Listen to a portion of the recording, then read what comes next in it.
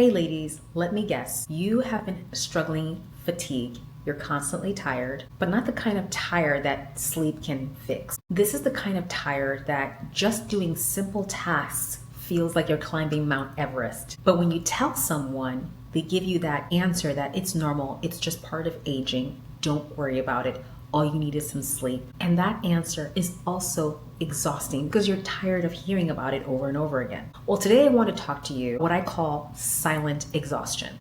It's that deep feeling of tiredness that millions of women over 40 are experiencing, they're carrying. And I'm going to talk about the 3-step formula I teach my clients to beat this naturally.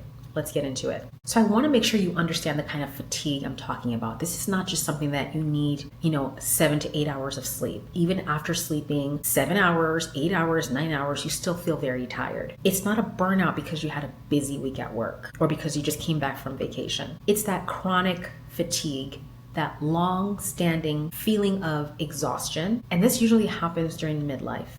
And it doesn't just go away, even with rest. So what are some of the symptoms that you notice when you have chronic fatigue? Morning grogginess. Women will complain of just feeling like they just haven't slept enough. It doesn't matter how many hours they sleep. Maybe you just are so desperately tired, you're already relying on medications to help you sleep. A lot of women are relying on a medication that has something called diphenhydramine in it, which can help you feel sleepy, but also has a lot of side effects and can even make you feel even more groggier. Some women, unfortunately, might be relying on sleeping pills. And while those can help you, they also have their side effects and they can be habit forming. Some women will also say they have some burst of energy in the morning, maybe with a little bit of caffeine boost, but they're crashing midday and are looking for the next energy source. And often it's either because they reach for caffeine again, or maybe they're reaching for carbs to try to boost their energy levels, or candy. And the other one is no motivation, no spark. They say their get up and go just got up and went. They just don't have that motivation to get going. They want to go out, they want to hang out, but they're exhausted. I see these memes or social media reels sometimes that it's funny, but that's what's really happening in your body. Women will get really excited and then all of a sudden they're crashing. They're like, okay, I'm done. I can't go out to that party. I can't go hang out with friends. I'd rather just cuddle up on the couch and watch TV and eat more food so that I can get more energy.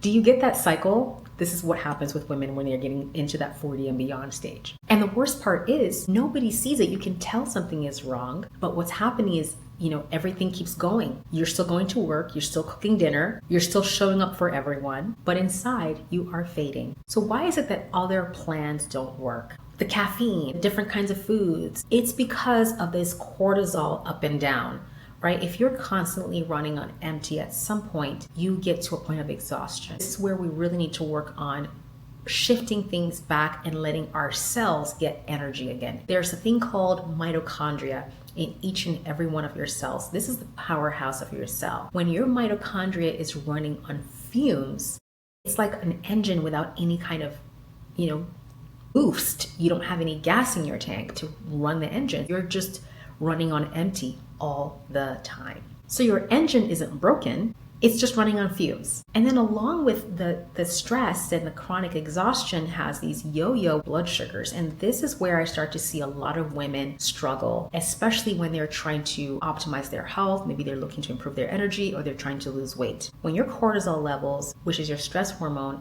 is elevated, it also increases your blood sugar. And the higher your blood sugar, the more you store fat. It increases your insulin because naturally what your body wants to do is increase insulin to help lower your blood sugar. But over time, if you're not careful, your pancreas will get tired and it'll stop producing insulin. And that's when women develop things like type 2 diabetes or insulin dependent diabetes, where you're needing to be on insulin to maintain your blood sugar.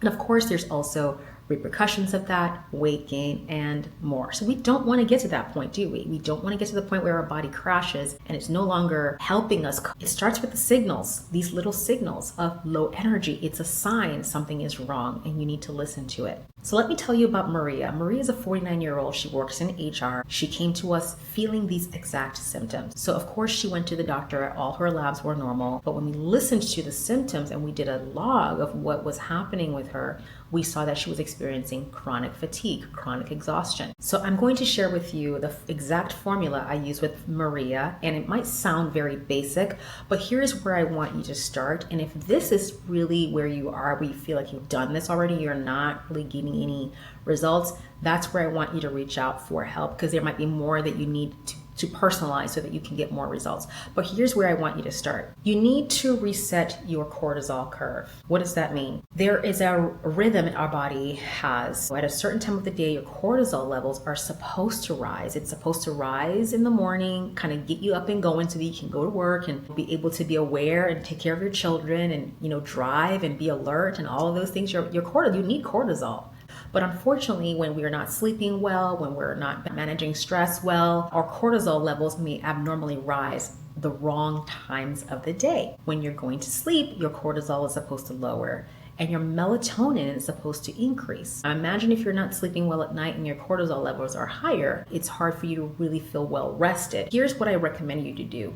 When you first get up in the morning, I don't want you to go and reach for that first cup of coffee. We're so conditioned to reaching for that cup of coffee to start our day, but sometimes that also raises your cortisol level even more. For women over 40, you need to be strategic, maybe waking up a little bit earlier to start your day, getting a walk in if you can, stretching, yoga. If you live in a place and you're blessed with sunshine, getting some light to your face, getting that sunshine, that warmth that naturally allows your body to start to rise without having to take in caffeine that's going to kind of raise you and rev you up, and you spike and then you're crashing again. So I live in Alaska. I don't have access to sunshine all the time. There's different things you can do, whether it's going outside or maybe getting some light, maybe red light therapy. I know there's lots of them out there you can purchase on Amazon maybe. That might help kind of reset your cortisol. Gentle movement. I always say any kind of movement,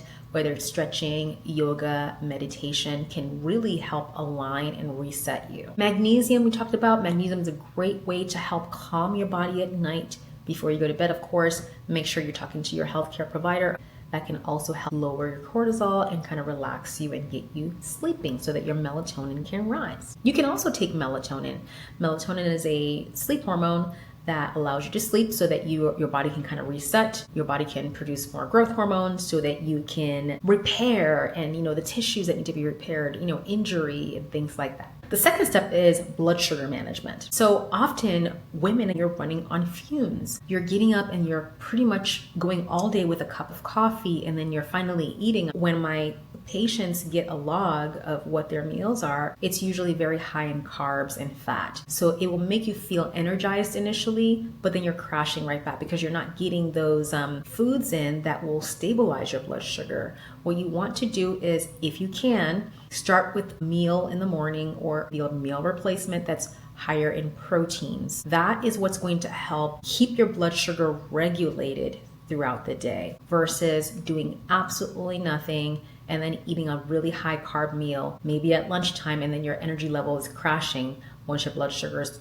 drop drastically. And then the other thing I want you to do is cut the caffeine roller coaster. Sometimes women will start early in the day with a cup of coffee. And I'm not saying that coffee is bad, but if you are really noticing these energy crashes, it's probably a really good place to start. It's okay if you do coffee, but be mindful about how much of that coffee you're drinking because it could really be crashing your adrenals and really making you have all these cortisol ups and downs, your stress hormones going up and down, and that also impacts your blood sugars too. And then you want to support your mitochondria. We talked about the mitochondria is the powerhouse of the cell. So you have to make sure that you are fueling your body with the right nutrients it needs. What are those? Electrolytes are really great. Magnesium is really great. Selenium, chromium, trace minerals. If you're interested in the types of electrolytes and trace minerals that I highly recommend for women over 40, comment electrolytes in the comment section and I will send that to you directly. Or you can also DM me electrolytes and I will send it to you via Instagram. And then the other thing I want you to do is prioritize sleep. I want you to prioritize